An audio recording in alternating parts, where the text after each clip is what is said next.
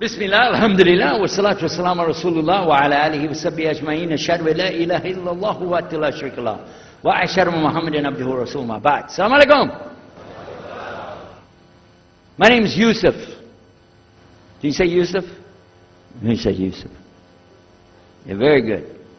I wish you'd teach my wife. She keeps mispronouncing it. She calls me useless.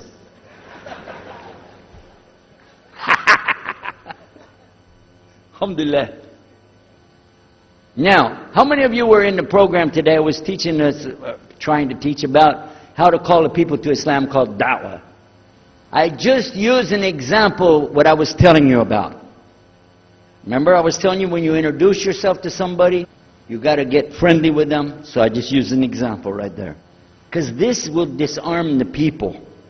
This disarm them and make them relax a little bit.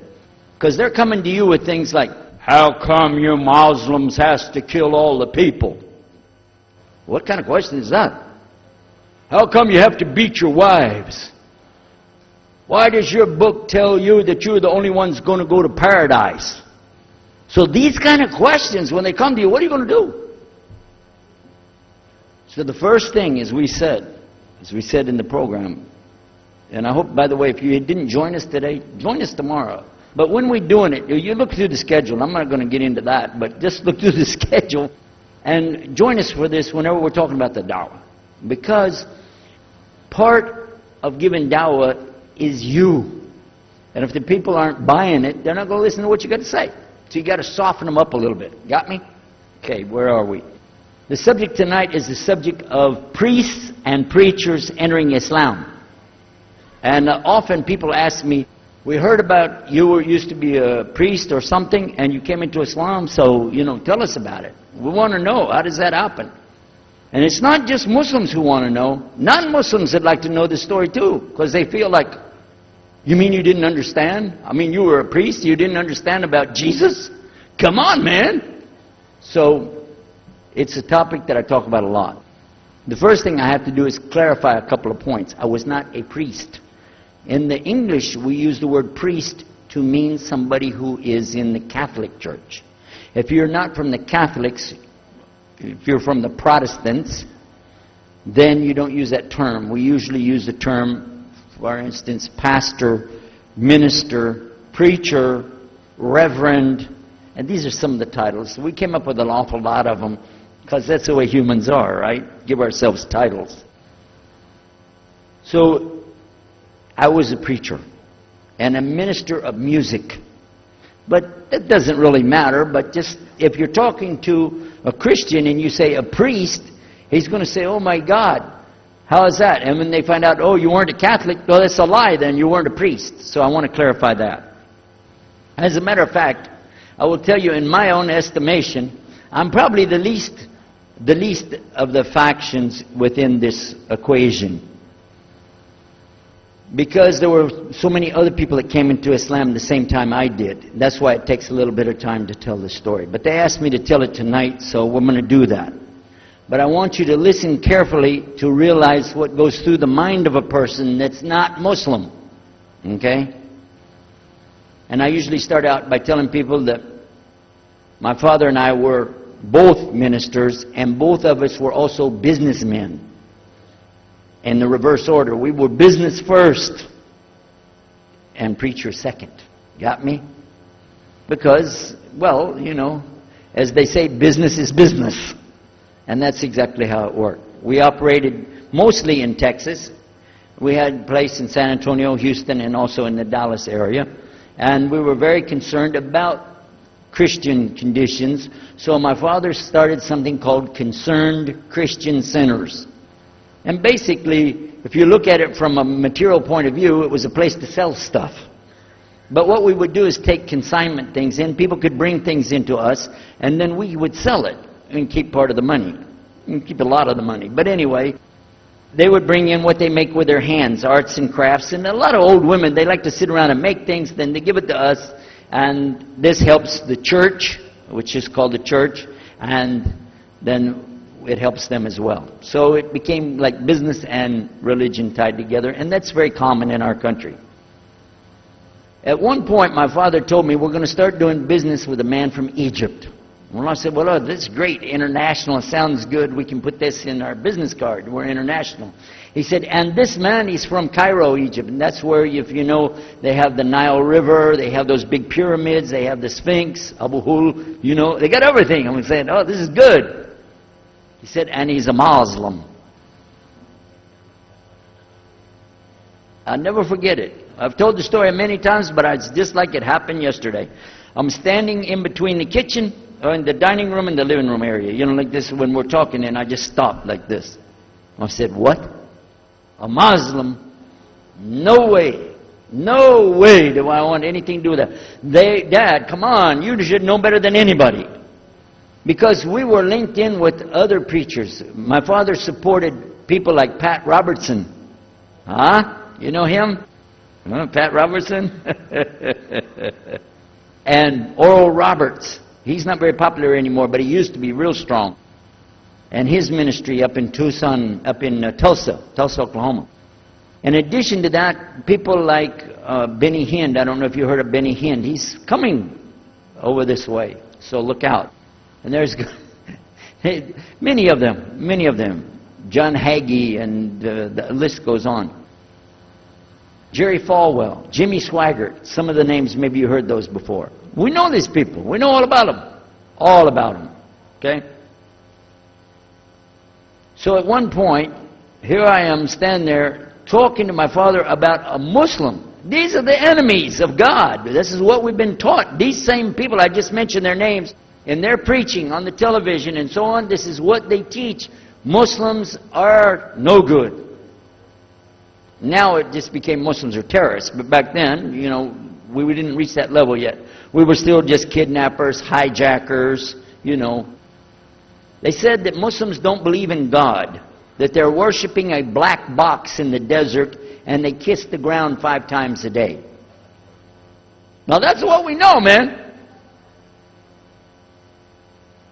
So here's this Muslim going to do business with us. I told my dad, no way, I'm not going to do it. And he insisted. He said, I want you to meet this man. He's very nice. And I said, I don't want to meet him. I never am like this, by the way. But on this case, I said, no, that's one thing I'm going to stand firm against. We're not going to do it. He said, I want you just to meet him. I said, all right, I'll do it for you. I'm going to do it my way. I'm going to go to church.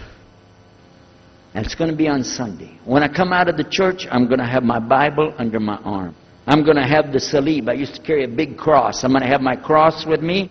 And I'm going to have my hat that says, Jesus is Lord. And I'm going to have my wife, born-again Christian, with me. And we are going to get this demon, devil, infidel, Muslim, and we're going to show him Jesus. And this is a true story, by the way. So I got up that morning on Sunday, and I was thinking, man, you know. We went to church. Strangely enough, the preacher was preaching out of the Old Testament about salvation coming at the time of David, which really puzzled me, because according to Christianity, it's coming through Jesus. And it really, that opened the door for me, but that comes up later in the story. Why was he saying there's salvation before Jesus? That's interesting. Now, when I get there to my father's store, I'm looking around, you know. I'm looking for somebody wearing, you know, a long white robe and some kind of black, you know, thing over that with a long beard. And I guess I was looking for me, wasn't I? Anyhow, when I get in there, I don't see this guy. By the way, imama, sword, everything. Ayatollah Khomeini, maybe. This is what I had pictured. I said, where is he? I'm ready. My father said, he's over here. I said, where? See here. This is a normal guy. He was normal. He didn't have a beard. He didn't have any hair at all. How do you do? I told him my name. He introduced himself. His name is Muhammad. I said, how do you do? After the niceties of hello, how are you, how's everything, I said, do you believe in God? He said, yes. Oh, yeah? Sure. He said, yeah. Abraham? Yeah. What about David and Suleiman? He said, yeah. So when I meet this man, I'm impressed that he's believing these things, but I thought maybe he's just saying it. So I even asked him, what about Jesus?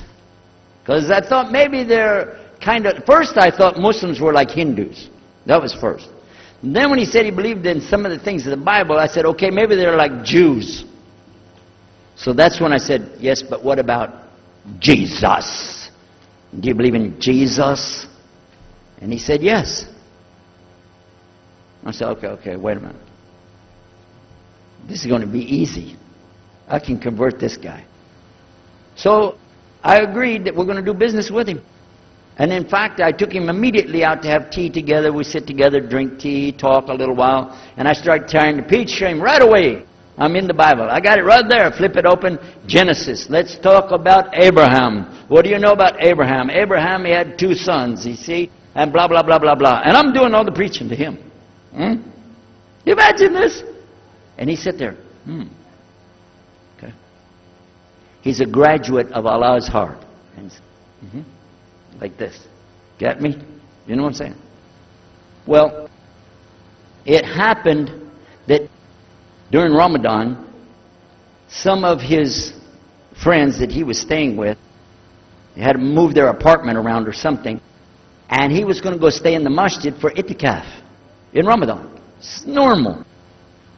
We didn't understand. I thought he has nowhere to go, and I told my dad, this man has nowhere to go. And my dad said, no, he's got money. I said, no, he doesn't. Dad, I'm telling you, he has no place to go. I heard him say he's going to go live in the mosque to a Christian. If you're going to live in the church, ooh, that's the worst. So I said, let me offer that he can stay at our place. And my dad said, no, you don't do that. That's not right. I said, no, I'm going to offer it to him. I went to him and I said, how would you like to come stay at our place? He said, no, I want to go and stay there. I want to stay in the mosque, and it's something good. I said, oh man, look at this poor man. Oh my God. He doesn't know, you know. He just, oh, poor soul. Please come and stay in our house. And he said, no, I can't. I need to go stay with her. I said, look, I'm scratching his dignity. So I told him, listen, no. I want you to come and you can pay. You can pay money and stay with us. He said, how much? I said, $15 a week. Which in America is like nothing. $15 is nothing. I said, and then he kind of hesitated. I said, and we'll pay for all the food. Well, you eat $15 worth of food in one day in America. He said, okay, all right. And I told my dad later, I said, see how I did that? Because now he'll stay with us. He knows he's getting a good deal on the food, and I was making it all about money. Well, I didn't know he wanted to come and stay with us. He wanted to learn about how we're Americans and how is the dawah going to be. What do we believe? Especially people who are preaching. So he came and stayed in our house. And I said, well, now that's good. I'll travel with him and go with him in places, and he'll see and he'll learn about Christianity. As we were traveling and working together, we put up tables just like this and booths and things and set things out for people to come and look at them and sell things. And I caught him one time. When somebody wanted to take something from the front, he took it from the back and gave it to him. And I looked at him. And the next time somebody started to take something, he took from the back and gave it to him. I said, hey, Muhammad, we take the stuff from the front because that's the old stuff. The new stuff in the back, just hold it back. You know what I'm saying? This is dated material. Get rid of the junk first. He said, no, I can't. In my religion, we can't sell something unless we give the people the best. I said, got me on that one. And I'm supposed to be telling him about a better deal. I said, okay, yeah, whatever. You're never going to make any money, though. But that's all right. Over a period of time, I came to learn a lot of things. Also about being humble. A lot. Because this man was obviously well educated, very articulate, could really talk about a lot of subjects. In fact, I tried to debate with him about many things, but he was so wise and well educated that he could see what I was doing and he would take it easy and let me win every debate. I could win any debate with him if he wanted me to. But if he wanted me to lose, I was going to lose. This was how well he could handle it. Now what happened, one of the preachers that I knew, another preacher, who used to carry a big cross and walk down the street so people would stop and talk to him about religion, he had a heart attack and he went to the hospital. So I went to the hospital to visit him, and when I was visiting him, I met another man in the hospital who was in a wheelchair. This gentleman had a problem. He didn't want to talk to anybody. And I told him, let me witness to you. Let me share the message of Jesus with you. So I took out my Bible, and again, I start telling him about a prophet, Prophet Yunus, alayhi salam. And I'm telling them, look at Jonah. He's in the belly of the whale. He's in the sea. He's down there like this, and who knows how long. And suffering like this, you don't have as big a problem as that. And God saved him, so he could save you too. He said, didn't want to talk to me. I asked him, what's your name? He don't want to tell me. Where are you from? He said, I'm from Venus.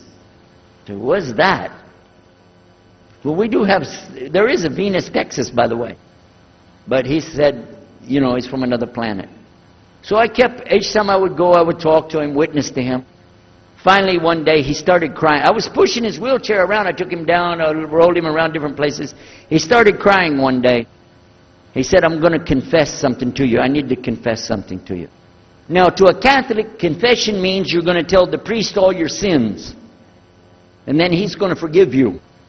Well, I wasn't Catholic. And I told him, listen, I'm not Catholic and I'm not a priest. I'm a preacher. He said, I know. Better than you do. I am a priest. I said, oh my God. This man is a priest? And he knows the Bible better than I do. He said, I just have had a hard time. I've been here and having heart attacks, and I've been having problems and everything, and trying to figure out a lot of things. He said, I'm sorry I took it out on you. I really am. I apologize. And he started crying. And when he started crying, I felt sorry, I hugged him, and I said, it's okay. One day I went to the hospital, and my friend was gone. So I started visiting with the priest. And that happened one time. I went to visit him at the hospital, and he was gone. And I asked him, where did he go? They said he went home. I said, home? He's a missionary priest from South America. How did he go home? She said, I don't know. He's not here. I'm sure his family. I said, he has no family. I know him personally. He has no family. Where did he go? She said, I don't know. We're not responsible for them. I said, well, let me see where he went. You got it in your file? She said, I can't do that. Those are locked up. Nobody can look in the file. And I got in the lady's face and I said, listen to me. This man could die in the street right now, and it's going to be your fault. And you're going to get sued because I'm going to sue you for him. She said, okay, his folder's over there, but I'm not going to watch. I went over and I looked for it, got the address where he went. Sure enough, he was in a place where they put people that have no place to go, a shelter. So I went to the shelter and I found him. He was still on crutches. He saw me, he started crying again. He said, please get me out of here, get me out of here. I said, okay, come live at my house. Now, I told you the story so you can see something. Now look, I have 2 visitors in my house. One is a Catholic priest, the other is a Muslim. And I'm thinking I can get the Catholic priest and convert him to be a Protestant. At the same time, I'm going to catch the Muslim and bring him over to Christianity. High aspirations. But it didn't work. Some strange things began to happen. We would sit around the table at night to discuss what is the Bible and what's the salvation. My father has a Bible. It's called King James Version of the Bible. Most of you probably heard about it, especially any students of Ahmadiyyat or Zakir Naik. You've heard about King James Version of the Bible. But I work out of a different one that I've had since 1953. It's called the Revised Standard Version. And it says in it, King James Version has grave mistakes, grave errors, defects in it. It's what it says. So I began to preach out of mine, which doesn't match. And my father said, no, it's this way. I said, no, it's this way. Now my wife comes up with her Bible from Jimmy Swaggart. It's called The Good News for Modern Man. Okay? Totally different. It's written in modern vernacular. You can just, say anything you want to with it. You don't even recognize the Bible anymore. The Catholic priest, he's got another Bible. An older Bible with 73 books. We're working out of 66 books. And his is not even the same in the verses. It doesn't match up at all. And I never even knew about this subject until then. And he's saying this, and I'm saying that. My father's saying something else. My wife's on something else. And all the time, Muhammad the Muslim is sitting over there like this. So we asked him. I guess it was me. I asked him. I said, well, how many versions of your book, your Quran, do you have? He said, the Quran has no versions. There's only one. It's original. It's in the Arabic language. ذَلِكَ الْكِتَابُ لَا رَيْبَ فِيهِ. This is the book that has no doubt. Huda lil-muttaqin. It's guidance for those who have taqwa for Allah. This shield or taqwa that you have to have between you and Allah subhanahu wa ta'ala. And only certain people are going to get the huda, hidayah, dina, from this Quran. These people that have the taqwa. So when he's telling us that the Quran is one, I'm going, huh? And it's in the original language, we still have it. You know what I was thinking? He's lying. I was sure he was lying because he could see the problem we were having, and he just sat back and made that up. But I don't know Arabic at that stage, so I don't know what to say. Maybe, I don't know. And he left it at that. He didn't try to preach. But it put a big doubt in my mind now about, we got all these books, he's got one, and la rayba fi, no doubt in it. So another time we had another discussion that came up. Now this time I went to the other preacher who had the cross. And I was asking him, I want to be able to explain the Trinity. He said, you know the Trinity. I said, yeah, I know. And I know the Council of Nicaea when we had it. But I want to know the way to explain it so a human being can just understand it.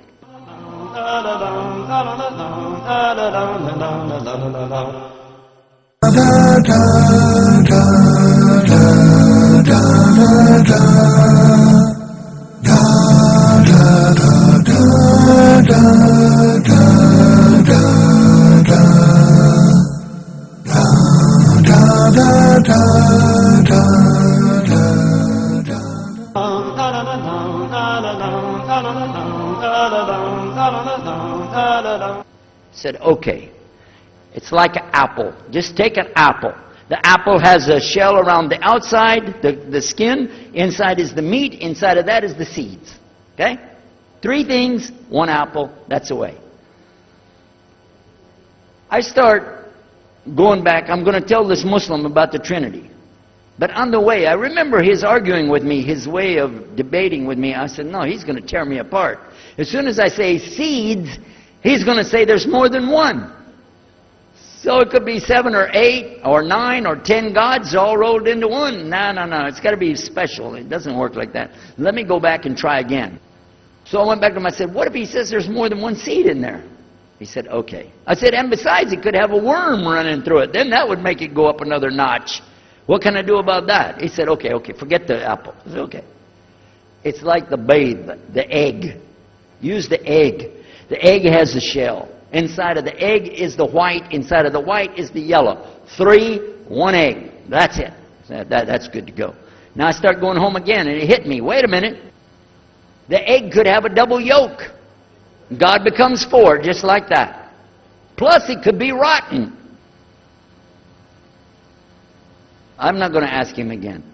So at the market one day, I saw a man, and I was talking to him because I was listening to some things that Muhammad had told us about the belief in Islam, Allah is one. And so I was telling this guy, I got some doubts about the Trinity. He said, you a preacher, you have doubts? I said, yeah, it doesn't make any sense. It doesn't make any sense. How could 3 be 1? He said, okay, look. You see me? I'm one man. I said, yeah. He said, my wife? Yeah. It's one person. Yeah. He said, my son? Yeah. 3. 1. One family. It's the family of God. Use that. I said, there you go. The family of God.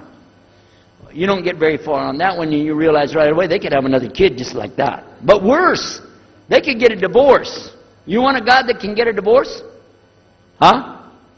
In Texas, if you get a divorce, your wife gets the cars, house, your retirement check, your 501, your Keogh plan. She's going to get your computer and even your email. You got nothing left. And I don't want a God that can have a worm in it. I don't want a God that can be rotten, and I don't want a God that can get a divorce. I want to explain this Trinity the right way. Sure enough, the subject came up, Trinity. There we are. Now here's the priest trying to talk about the Trinity is like an apple. I'm going, go there. And then the egg, don't worry about it. The family of God, forget about it. I know what's going to happen. So we ask Muhammad, we say, okay, what do you say about God? What do you think he said? أعوذ بالله من الشيطان الرجيم بسم الله الرحمن الرحيم قل هو الله أحد الله الصمد لم يلد ولم يولد ولم يكن له كفوا أحد. And he explained it something like this. Say he is Allah, the unique, not like anything else. He's eternally sought after by his whole creation, but he doesn't need the creation. He's not the father of anything. He's not the son of anything. He's not like anything. And he is unique. Ahad. Boy, that's exactly what I already think, but I can't admit that. That sounds too easy. But plus in the Quran, Allah subhanahu wa ta'ala tells us to tell the Christians, don't say 3. Here's a little point. I'm going to go out of the story for a minute to show you something. Nowhere in the Old Testament, the Torah, or the Zabur, the Psalms, or the Injil, which is the New Testament, nowhere in the Bible do you find the word Trinity. Not once. Not once is the word Trinity. But it's in the Quran. We have it in the Quran. It says, Thalath, tell them not to say Trinity. Oh! But they don't have it, and Allah said, don't say it. Guess what else? The word Bible is not in the Bible. Bible is from Greek. It means biblios or book. Book. But it's in the Quran many times. Is it? Kitab. Book. Ahl Kitab. People of the book. So we found in the Bible a shortage. They're talking about it, but the Quran is explaining it. I found actually in the Quran, I can explain the Bible much better because it gives me the things I didn't know how to explain. So then in my mind, look what I did. I started realizing what he was saying was true, but I never admitted it. Instead, I was taking this and mixing it. And when I would go give my next talk, I would say, so and so and so, and I would use what I learned from the Quran to explain what's in the Bible. Some of the people liked it, but some of them didn't. Because when I began to talk about salvation being based on what? And the Bible tells you in there, there's no Savior except God. It says it real clear. Jesus is not your Savior, God is. When I found that, I said, okay, let me try another way to explain that. Each thing as I would learn it, I'm trying to change how I'm presenting the thing. It still doesn't dawn on me, I need to do something. But I could see for sure God is only one, and so I totally forget the Trinity thing. My dad never did believe it anyway, so he had no problem with it. Now we come to some new thing. The priest asks the Muslim, can I go to your church with you? The mosque. He said, sure, come on. Well, he went, and they came back. So we took the priest aside, come here. What do they do? What do they do in there? Tell us, what do they do? Do they like kill some animals, or what do they do in there? He said, no, they just stand there like this, and they pray, and they leave. I said, what? They pray and leave? I said, yeah. Okay, what kind of music do they have? He said they didn't have any music. No music? How in the world are you going to worship God without music, man? So I asked him, Muhammad, you guys don't have any music? He said, no.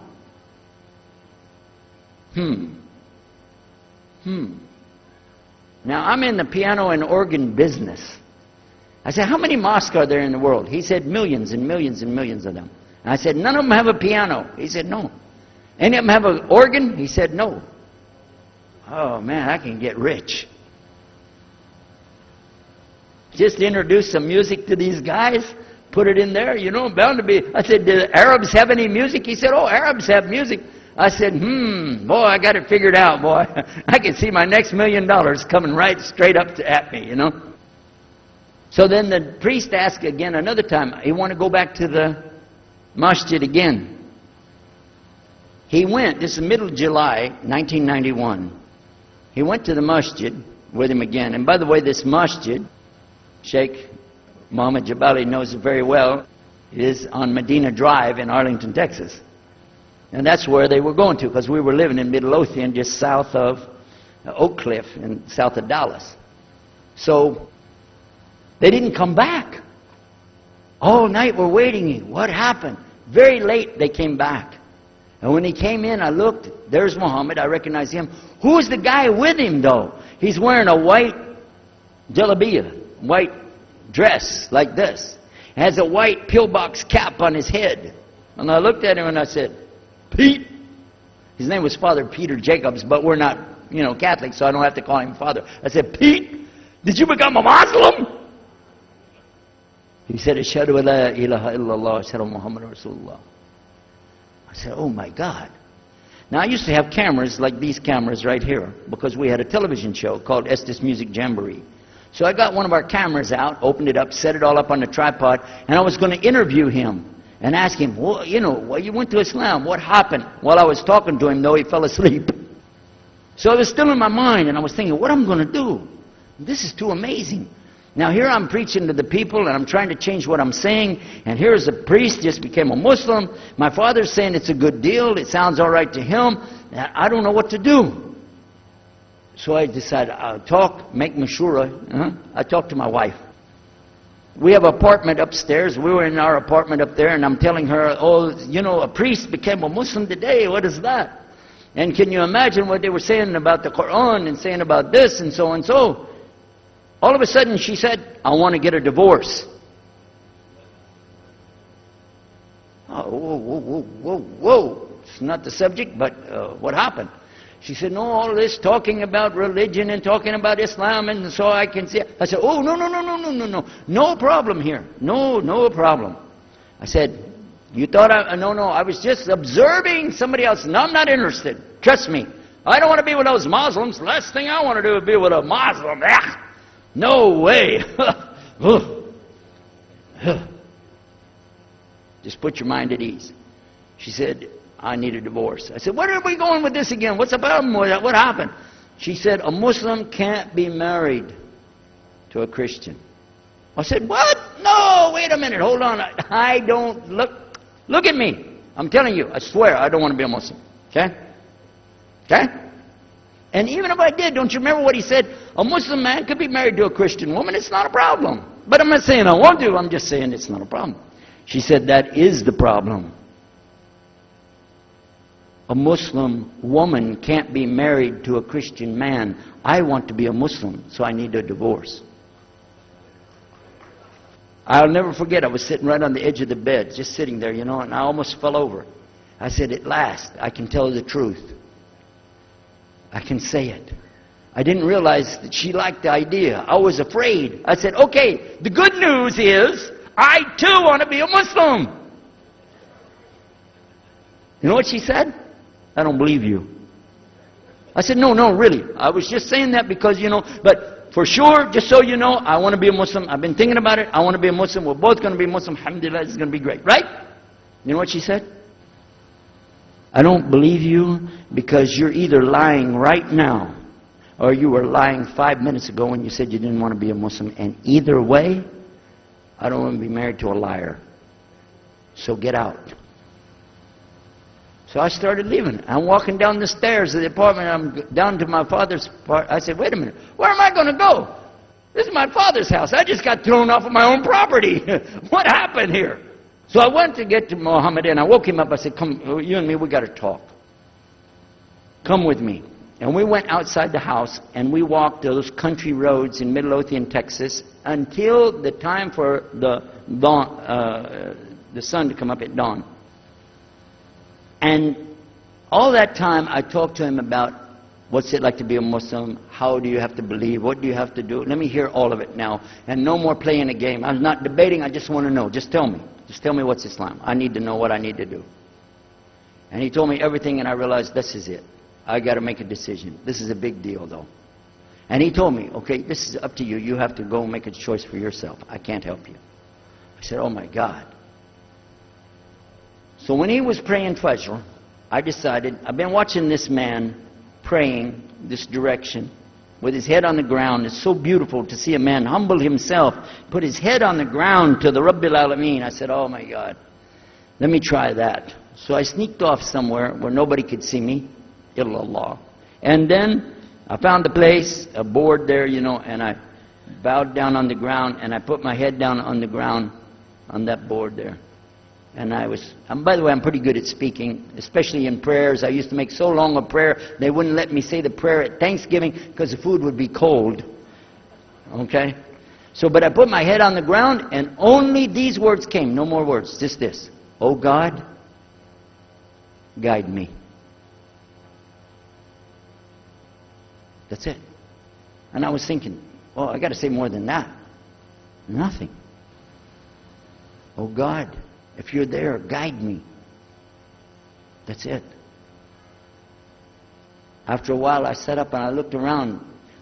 There wasn't any fancy rainbow. It wasn't birds flying around. There was no big signs from above. There was no music, angels, harps, nothing like this. It was just a cloudy day in Texas. But inside, I could realize I had to make some changes. To me, that's what I need to do. There's the problem. It's inside of me. Within a few minutes, it became clear what I needed to do, and I had to develop an idea of how to pull this off. I talked to my wife, I talked to my father, I made a bath, and at 10 o'clock that morning in Midlothian, Texas, I went in front of this man named Muhammad and this new man named Yahya, who used to be the priest, and I said, Ashhadu an la ilaha illallah wa ashhadu anna Muhammad Rasulullah. Immediately after that, my wife did her shahada. Ashhadu an la ilaha illallah, ashhadu anna Muhammad Rasulullah. A few months later, my father did his shahada. Ashhadu an la ilaha illallah, ashhadu anna Muhammad Rasulullah. Step by step by step, we saw so many people enter into Islam. We wanted to tell the whole world what is Islam. We wanted everybody to know the real Islam. I said, how could this escape our knowledge? How could we not know about this great and wonderful thing called Islam? And it looks like all we got to do is just tell the people. I went to the imam of the masjid there and I told him, let's tell the people. Then I found out something else about us as Muslims. And that's why we've got this convention here right now. This is why we have the exhibition. So you're going to use this week to learn how you can become, inshallah, the best Muslim you can be, and how you can show the real Islam to the people that are not Muslim. This is your duty. This is your duty.